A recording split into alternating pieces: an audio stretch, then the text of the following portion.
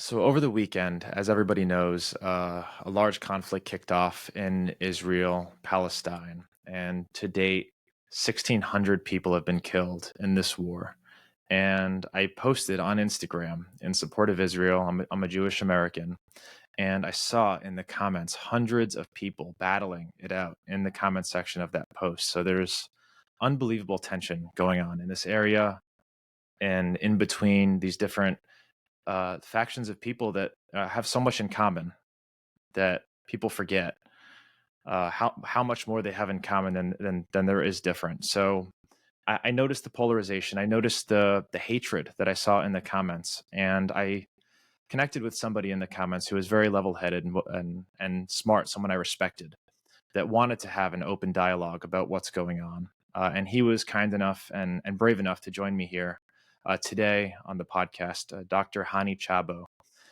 Thank you so much for being here with me. Thank you for having this conversation and representing kind of the other side of this conflict. I'm here eager to learn from you, so thank you for being here today.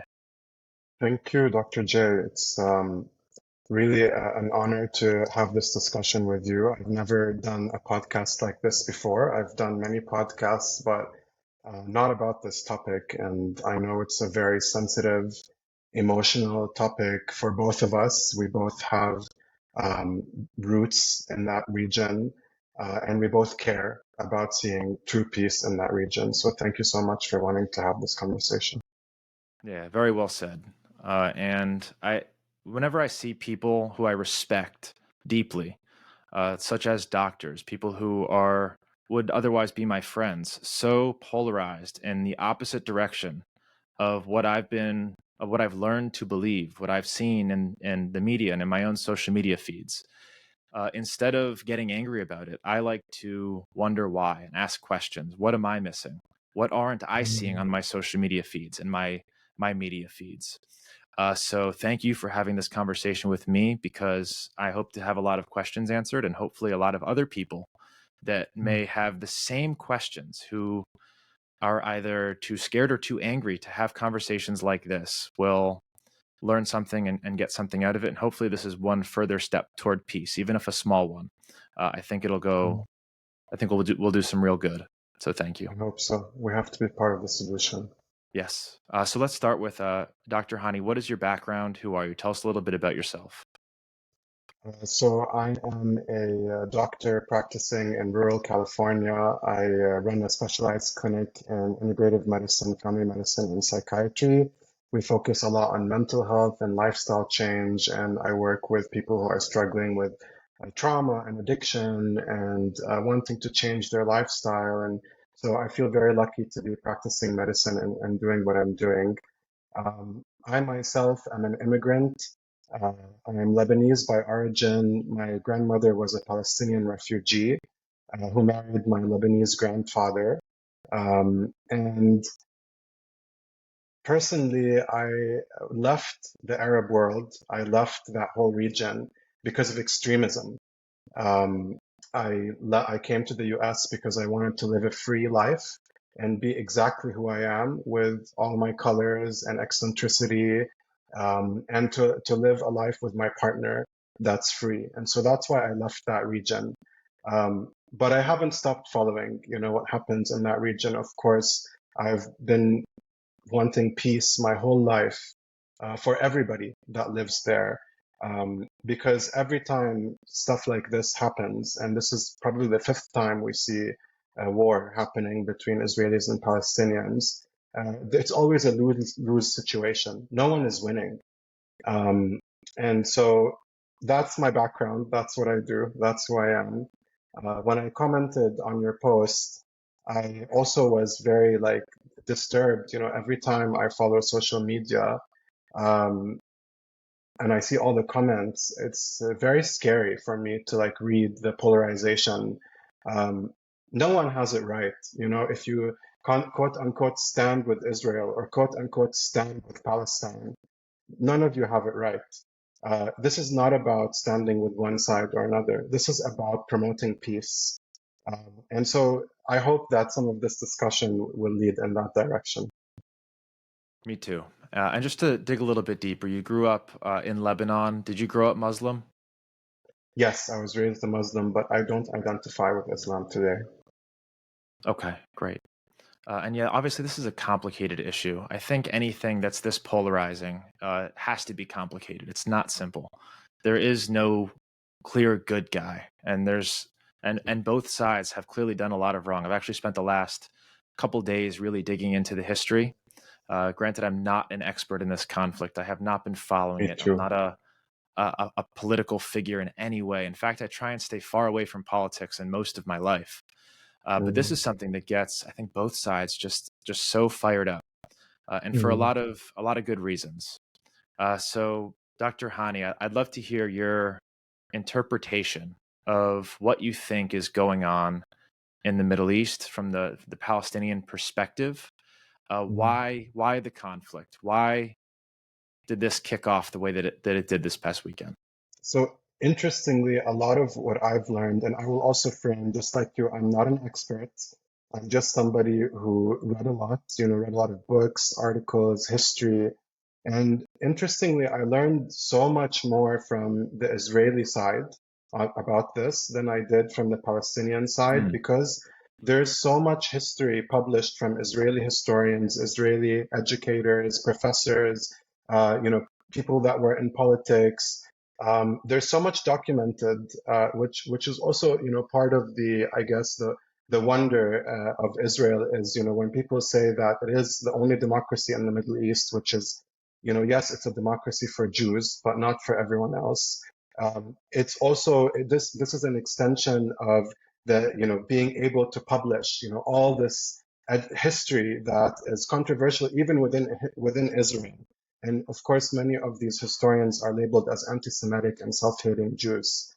So I learned a lot about Israel from Israelis, a lot more than I did from Palestinians. And so in my perspective of this all, I think the root cause of this is extremism. Um, this whole region is plagued with extremism, whether it's Muslim, which I ran away from, or Christian, which I also ran away from. And also Jewish extremism exists. Unfortunately, for many reasons, and I love how many times you said it's complex, Dr. J, like it's so complex. For many reasons, when we try and highlight Jewish extremism, we quickly want to say, no, no, no, no, don't highlight it because, what if the Holocaust happens again? What if this and that happens again? And of course, we always have to be sensitive to that. I was raised in Saudi Arabia, and I remember I was in a British school, and I remember learning very young about the Holocaust. I remember seeing it in our history textbooks. I remember seeing photos of the victims of the Holocaust and how disturbed I was as a child. I was so disturbed.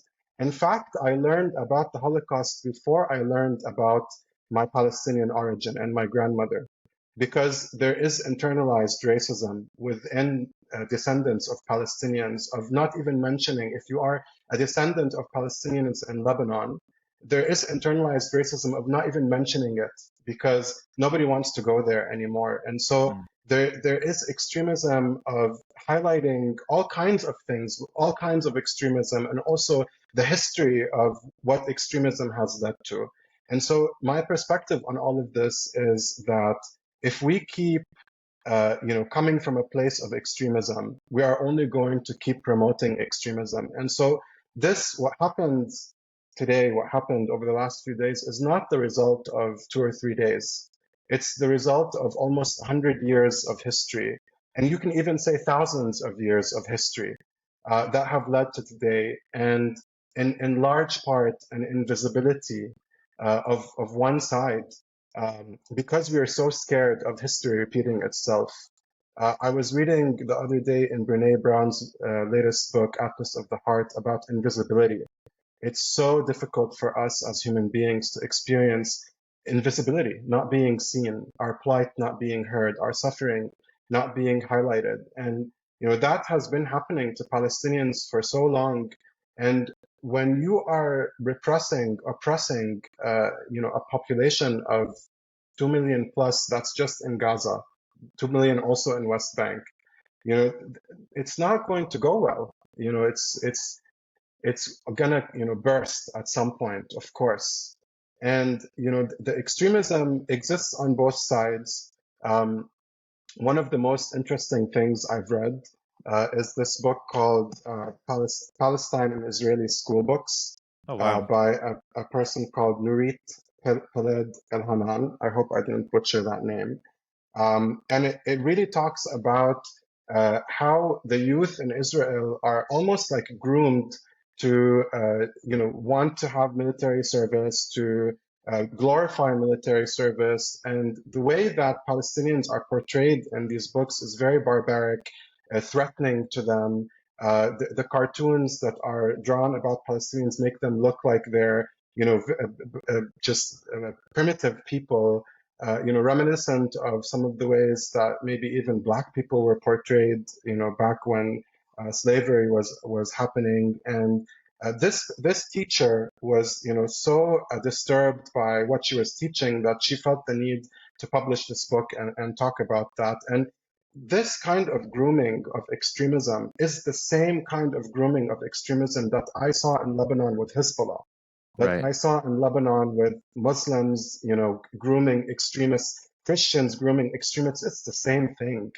And so, let that happen for almost 100 years, we're going to reach to where we reach today on both sides. Yeah, I'm not surprised by what you said about the cartoons, as terrible as it is. All of the kind of the research that I've done and people that I've talked to, there's a lot of deep hatred on both sides that seems to be brought from a very young age, which is very unfortunate.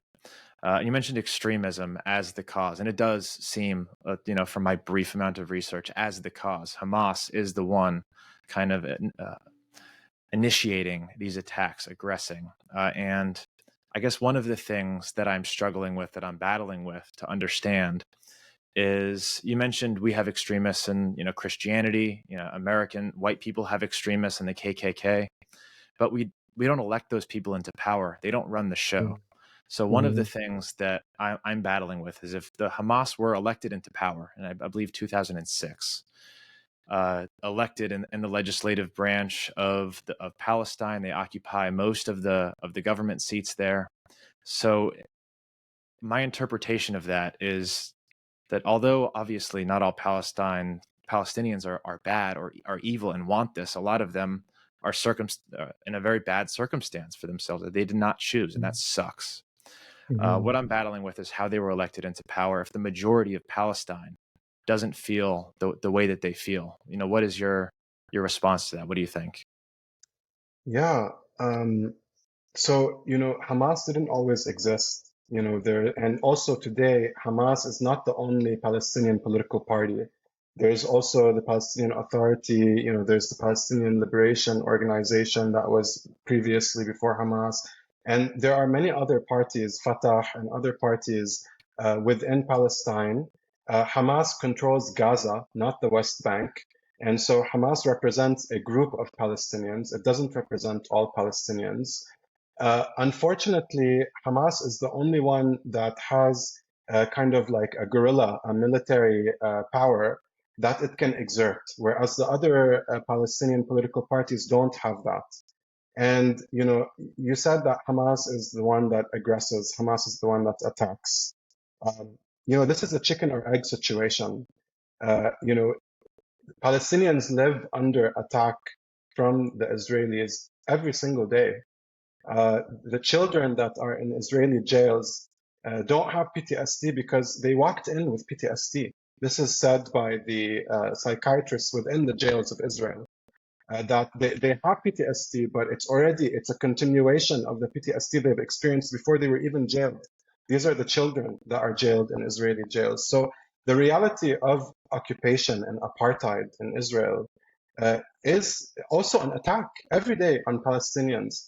I was watching an interview by Gabor Mate, who is a really well-renowned Jewish scientist and scholar, and a survivor himself of the Holocaust as an infant.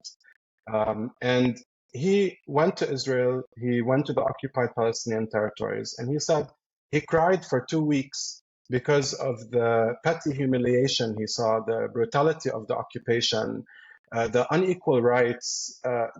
the living in injustice. And on the other side, you've been to Israel. We've all seen photos and videos.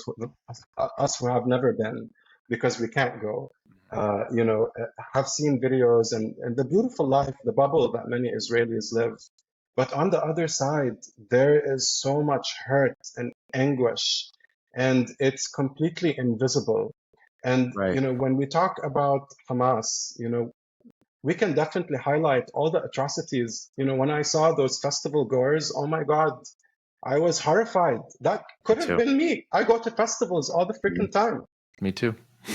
So, that to me was horrifying and disturbing, and it shocked me to my core. And every time any kind of atrocities happen towards anyone, whether it's Israeli or Palestinian, it shocks me to my core. Now, the question of Hamas, when people in Hong Kong resist their occupiers, when people in Myanmar resist their occupiers, when Ukraine is resisting their occupiers, people die, horrible things happen.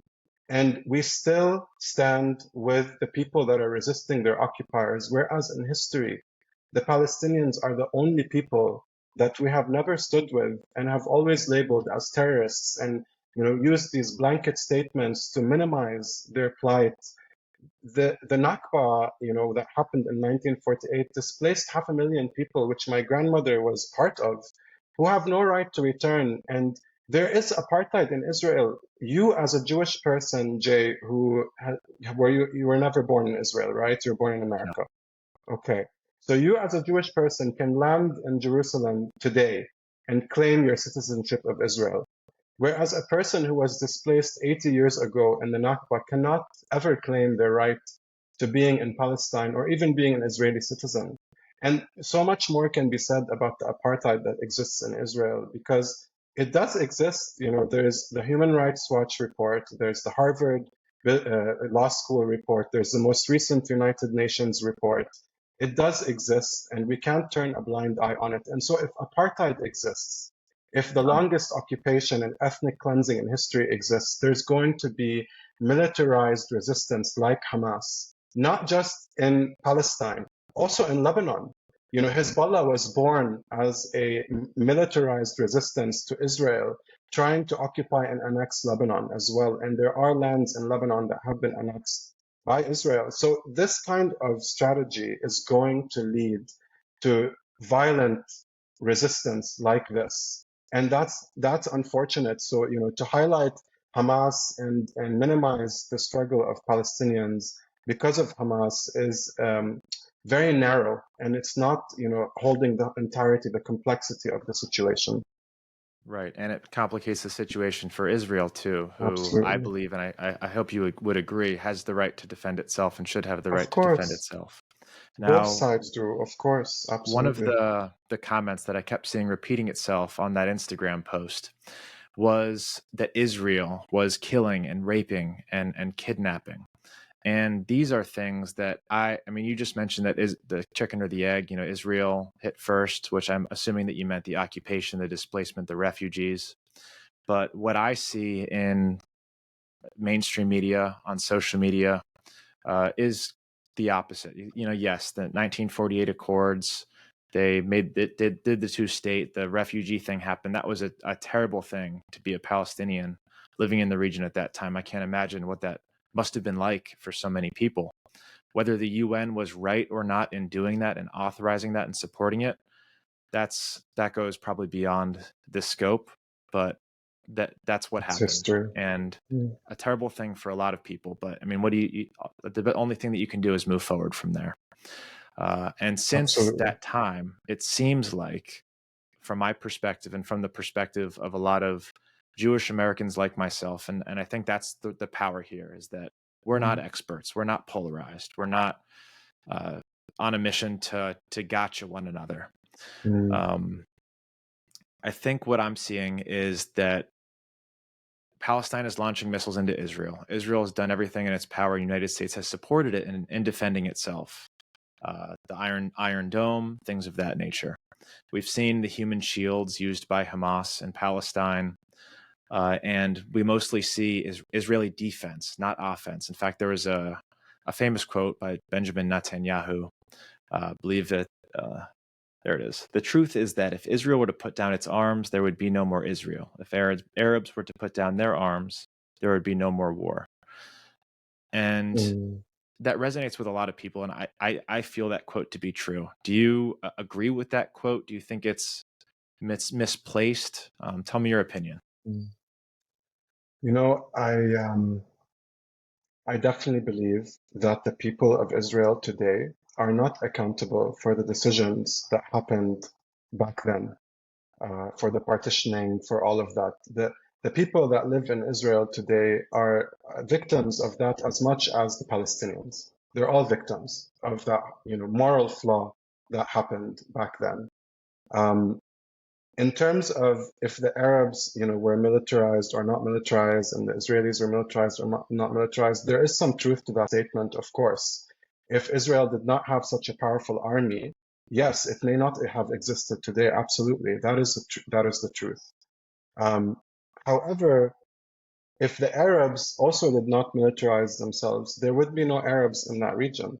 The Nakba, again, was a displacement of those Arabs. And there are many extremists in the government today that still in Israel that still want to ethnically cleanse. And ethnic cleansing has continued to happen. Tens of thousands of people have been ethnically cleansed from Israel. So with or without arms, the Arabs have been pushed out. And that is also a reason for the Arabs to resist, and it's justified for them to resist. It's like saying, let's take away the arms from Hong Kong and just let China take over. Or let's take away the arms from Ukraine and just let Russia take over. It's the same thing. So for me, it's really about understanding both sides, the struggle of both sides. You talked about the Oslo Accords. The Oslo Accords were, one of the most briefest hopes for that situation. And unfortunately, those died with Yitzhak Rabin in 1995 when he was assassinated by an Israeli extremist, a Yes. right-wing Israeli extremist. And the deal died with him. It was the closest deal we had. And interestingly, that deal had 40% of that land allocated to the Palestinians and 60% allocated to the Israelis. What's left today is 14% is left for the Palestinians, and the rest has all been annexed by Israel. So, till when do we keep saying the Arabs can't resist? The Arabs don't have a right to resist. The Arabs are terrorists. This is about justice and humanity and righting a wrong that happened in history, just like we righted a wrong. I don't think we can ever right the wrong of the Holocaust. It's something we will keep learning forever about in our history. Definitely one of the most tragic things to ever happen. But, Germany was stripped of its arms, there was a system in place. The international community came together and stripped Germany of its arms for a long period of time. There was reparations that were paid to the Jews in Israel that helped Israel form. All of that happened. It was somewhat of a righting of a wrong. And in my mind, this is about righting this wrong. It's about, first of all, the end of occupation, the end of this. This is the longest occupation in history. It needs to end now, today. And many Palestinian organizations, including Hamas, and the other political parties have said that if occupation ends today, war ends today. And there are ways to ensure that. There are ways that the international community can come together and ensure that. But that Isn't hasn't it been true, though, happening. that Hamas does not believe that Israel is a Jewish state and there should be no Israel as a Jewish state? Yes, but not the other political parties in Palestine. So Right. But The Hamas Palestinian is the Authority. political party that's in power right now. In fact, Israel gave you, tried to retreat from Gaza, turn over Gaza. And then within a short period of time, Hamas took control of Gaza. So, say we're talking about the West Bank. Who's to say that's not going to happen there? Who's going to say if any land was giving back that the dominant political party there, Hamas, isn't going to take control and put more, pressure on Israel to Yeah. defend itself? You're absolutely right. You're absolutely right about that. And, for me, being now a first world citizen and running away from extremism, I definitely don't want to see Hamas in power, just as much as you. just as Right. much as any Israeli. And there are many Palestinians that don't want to see Hamas in power either.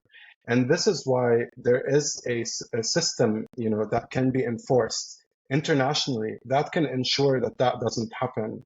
There are other parties, again, within Palestine that have power, that can be the movers of peace, that can be entrusted to move forward in this, but to continue the rhetoric of we can't let the Palestinians have self-determination. We can't let the Palestinians have a state because Hamas is going to take over and it's going to destroy Israel. That rhetoric is only going to continue apartheid, occupation, and extremism. It's not the rhetoric that's going to promote peace. If we had said that about, Ukraine or any other country, the automatic response is no, like we can definitely let Ukraine be Ukraine, right? And Right. that's the problem here is that if we keep highlighting Hamas at the expense of wanting peace, at the expense of allowing these people to have self-determination and finally a state of their own, we're only going to keep seeing history repeat itself because this is the same rhetoric, Dr. J. I agree with you, and I think if Hamas weren't in power, this it wouldn't be as sticky of a situation as it currently is. And let me ask you, what you grew up in the region? You have a lot of friends, family maybe who's still in the region. What percentage of Arabs do you believe agree with Hamas? Again, this is a sticky subject. I want us to have a yes and conversation. I don't think that the situation is happening because of Hamas. I Mm. think the situation is happening because of Hamas and the Israeli occupation. We have to keep both of those in mind every time we're talking about the problem, not either or. And so when it comes to the Arab sentiment, it's the same thing. Not many people, I will talk about Lebanese people around me, okay? And this is probably a narrow perspective. I don't represent all Lebanese Of people, course, but I will tell you that many of the Lebanese people that I represent, the moderate, future-minded, uh, westernized and not westernized, kind of a foot here and foot there, those people all want peace. We all want peace. Many of my friends would love to attend a Pride in Tel Aviv, right? Like there's so much peace that could happen. There's so much potential that could happen between us. However, we all feel that we will never do that until occupation ends. So yes, we don't want Hamas. Yes, we don't want extremism. Yes, we want peace. Yes, we want coexistence. And we want an end of the occupation. The end. No more understood. annexation, no more expansion of settlements, no more extremism on either side. That's what we all want. No extremism would be great and a fast way to end the war. Unfortunately, I don't think either of us can figure out a way to make that I happen in the region. wish. But let's talk about the ending the occupation, freeing Palestine, free Palestine now. What does that look like? In my perspective, obviously, in a perfect world, we could give back all of the land that displaced refugees, and everyone would live in peace. Mm, I don't see that being the case for a couple of reasons. One, Hamas mm, is in control, so you'd probably have to end extremism before you freed Palestine. And you can, I'm excited to hear your perspective on that. If we freed Palestine right now and ended the occupation of the West Bank, stopped the annexation at the Gaza Strip, what would happen if we did that first? And my opinion, and the opinion of, I believe, a lot of Jews, is that Hamas would take over and we would be in massive danger in Israel. So, chicken or the egg, I think the Hamas has to be displaced from power. I think the aggression needs to stop before Israel can pull out of very tactical areas like Gaza and the West Bank. That whether the reason that they took those areas, the reason that they assumed control over Gaza and the West Bank, in my opinion, and I like to believe that it was for defensive strategy.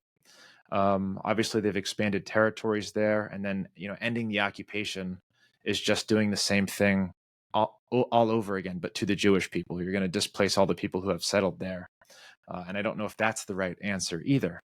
So, mm. what is your opinion? If we freed Palestine and ended the occupation right now, what do you think? What is your opinion on what would happen if we left today?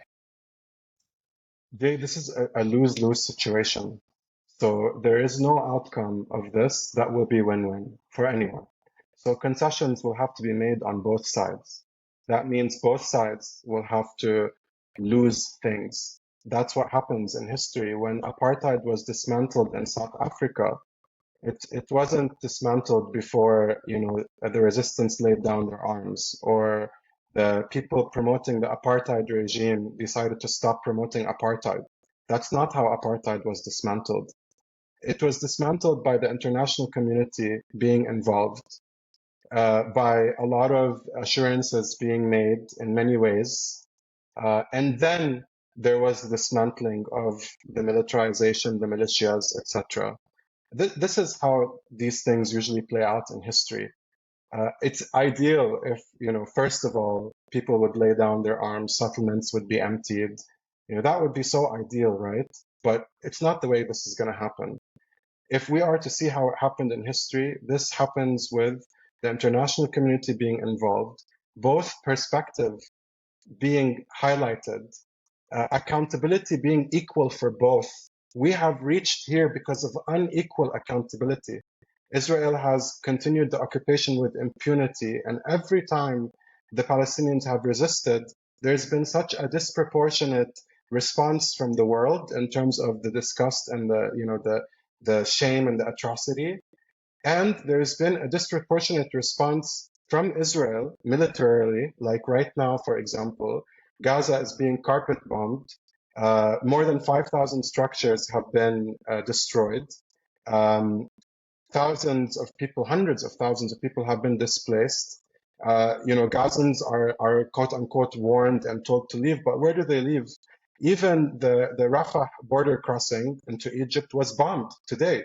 So they tell them to leave and then they bomb all the exits. And then nobody, impunity again. So there needs to be, first of all, there needs to be an equal accountability of both sides, starting with highlighting the occupation, highlighting apartheid, and also highlighting the extremism of Hamas, the Palestinian side, uh, on both sides. And then we can move towards discussions of how this can be dismantled with the international community being involved. So do you think, I guess, a country, a power like the United States would have to coordinate and handhold through the treaties, whatever arrangement was agreed upon to give back land? Do you think Hamas would be okay with that, or do you think the Palestinians have the power to overthrow or replace Hamas with a more peaceful faction? I think so. I definitely hope we are hopeful people, and we want to try and be hopeful and optimistic in all of this. And we can only hope that international players will be involved in a way that will right a wrong in history and will be just and fair for everybody. I don't know how fair it is when you only have 16% of land left for the Palestinians. So there is definitely a lot of concessions that are going to happen, but they have to happen. Everybody is sick and tired. Dr. J, I've been seeing this problem my whole life. I myself have been under Israeli airstrikes. So, this problem has to end. We all want it to end. It ends with occupation. And any rhetoric that gets in the way of that is only rhetoric that's promoting the occupation to continue. And violence will continue. There's been 5 wars. You can bomb the hell out of Gaza as many times as you want. It's not going to stop millions of people from wanting self-determination. And this is, I think, the big headline is that we have to start talking about what is going to promote peace. And with the, America being involved, I moved to America because in my mind, America was the best of humanity. Just like, in my mind, Europe was the best of humanity, which I was really disappointed to come here and my bubble was burst. I still love America. I can't wait to be an American citizen. And I don't think I'll ever move back to the Arab countries because at my heart, believe in America and what America stands for. But I believe the way that America has engaged itself so far in this discussion is really making us all lose hope. when I see President Biden express sympathy for Israelis but not for Palestinians, there is something definitely biased there, and also a loss of empathy, a loss of compassion there. Why can't we feel pain for the Palestinians, even if Hamas is doing this? Why can't we feel pain for the Palestinians? This is a loss of empathy. There's something wrong in a human way about this. And so I'm hoping that we're going to see a shift from America. We're seeing a lot of moderate politicians that are highlighting the issue and talking about it in a balanced way, just like me and you talked about it today. I hope. I hope this was a balanced discussion.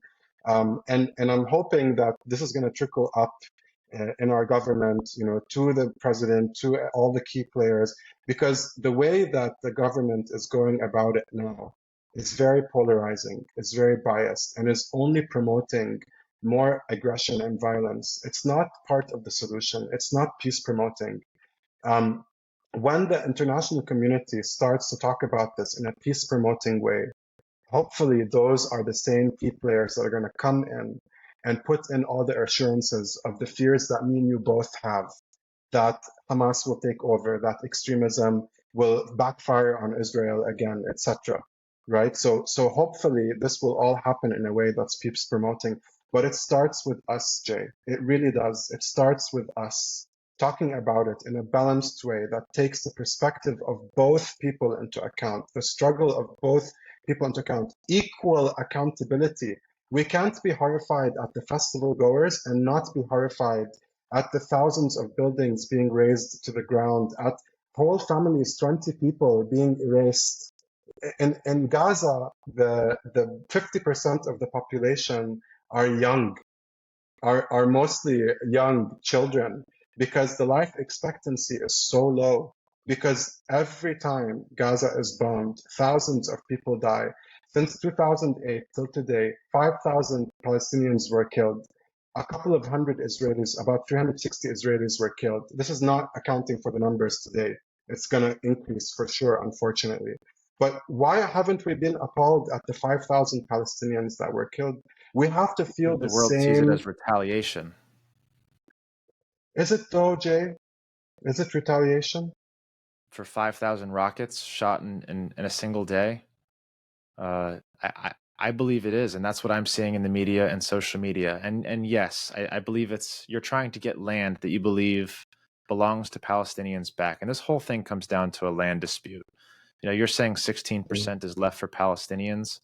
It's terrible, and it's true. But at the same time, Israel's the size of New Jersey, I believe, surrounded by very large Arab nations.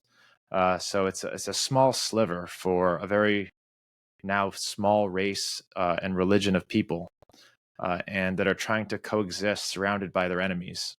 So it kind of all comes down to this stupid land dispute that gets so many people so polarized, and I don't know where to go from here. And that's the painful part, because everyone is saying free Palestine, just leave.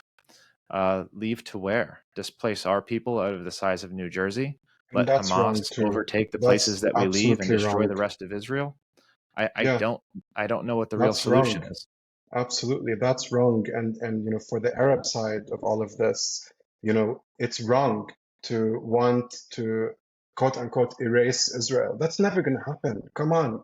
Let's move on from this rhetoric. This is the same exact rhetoric that we're talking about, whether it's on the Israeli or the Palestinian side. We need to move on from this rhetoric. Israel is going to exist forever. And Israel can be a key player, I believe, in moving the Arab world forward. I truly believe that, whether it's in science, in medicine, in technology, in collaboration, in communication, in commerce, in trade, all of it can improve when we have peace with Israel.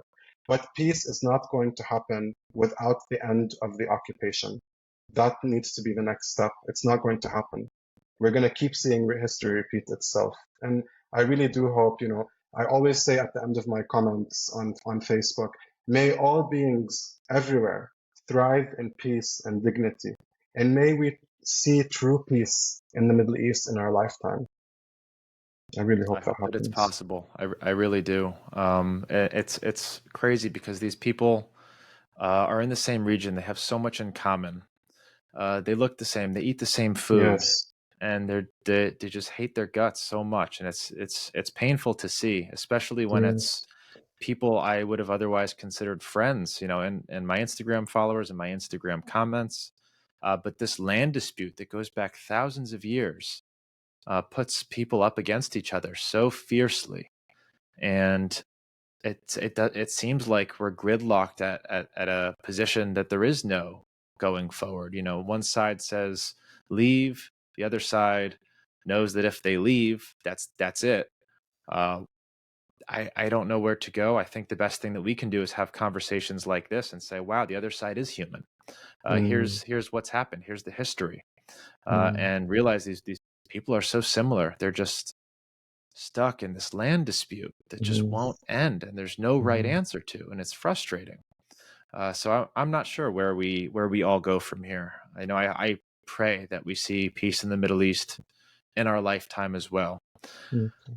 by some miracle. I don't know that It's a I was going to miracle. spend some time talking about possible solutions, but really, it's tough, man. It's tough, Mm, and mm. it's the people there that are paying the price. The thousands of Yes. Palestinians and Israelis that are dying every time this Yes. happens, every several decades, and it's been going on for hundreds, thousands of years in the region. Mm, It's I don't know. It's tough, and it's hurtful, and mm. you have to feel sympathy for both sides. You have to. I You do feel have to. sympathy for the Palestinians in Gaza, the kids Thank who and you. families who had nothing to do with this, that Mm, are under Hamas control and are just trying to live a normal life. And then here come the bombs. That's not fair.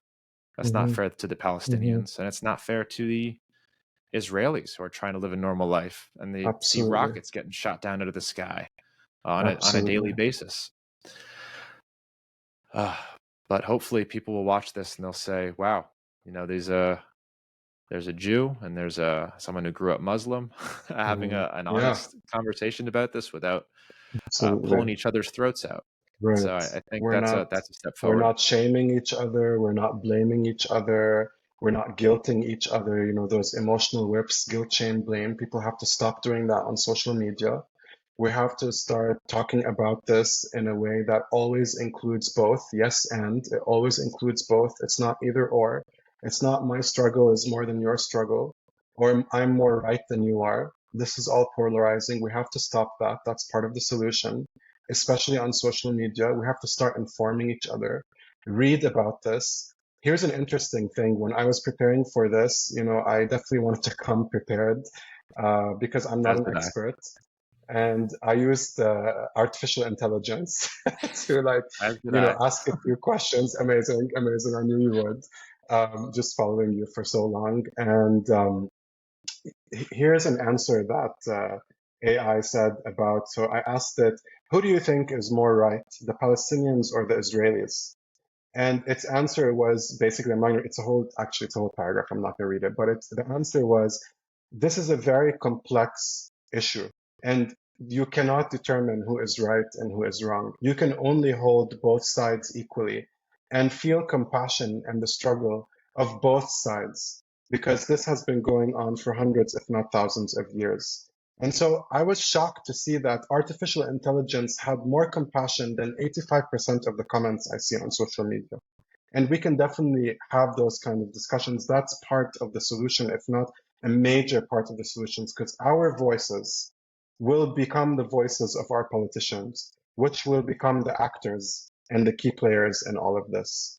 And I want to just for a moment, so we can end on a positive note. I want to highlight some of the good people on the ground that are trying to promote peace, especially in Israel, because a lot of Arabs might be listening to this conversation between us, and it's important for us to highlight the people that want peace. In my mind, on both sides, those are the biggest victims of this all. There was a previous head of Beit Salem, which is a human rights organization in Israel that has been documenting the occupation and the apartheid and all the atrocities, and I actively advocate within Israel for the end of occupation and for Palestinians. And the previous head of that organization, unfortunately, was taken also hostage by Hamas. and nobody knows where she is, which is unfortunate. I'm praying for her. It hurts my heart for people like her to be caught in a situation like this. Especially, it's a loss for people like me and you, Jay, when people like that Yes. are subjected to that and are lost. So I want to highlight Beit Salem. I want to highlight Breaking the Silence Israel, which is soldiers that speak about things that they had to do in the occupation, that pilots that refused to fly over Gaza, soldiers that refused to continue their enlistment. I want to highlight people like Gabor Mate, like Miko Peled, like Ilan Pape, who are historians and journalists that I learned from. I learned so much from about the solutions and the peace promoting rhetoric, the dialogue we need to have. And I also want to highlight Gideon Levy, who is a Haaretz journalist, who also is very outspoken about all of the issues that are happening in Gaza. And he wrote a very insightful book about that.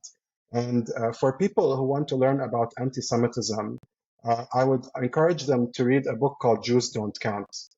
That for me was a really informative and insightful book about anti-Semitism and how to have this conversation in a way that isn't anti-Semitic. This is very important. We need to stop anti-Semitic rhetoric. That's also extremism. Thank And you. stopping that is also part of the solution. Well, Dr. Hani, thank you for spending some time with me before you go into the clinic today and having this conversation. I enjoyed talking with you about this. I've enjoyed mostly my research over the past couple days, learning about the conflict and about the history of the conflict. I think one of the roots of the problem of the hate is people are so close-minded to what's going on the other side. What does the other side think? And what is the history there?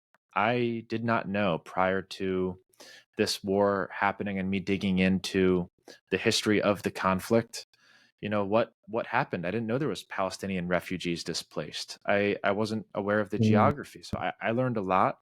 I got a lot mm, of insight into why Palestinians are so outraged.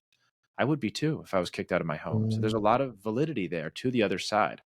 And I've noticed so many people on my side just saying, no, they're crazy, they're violent, they're terrorists.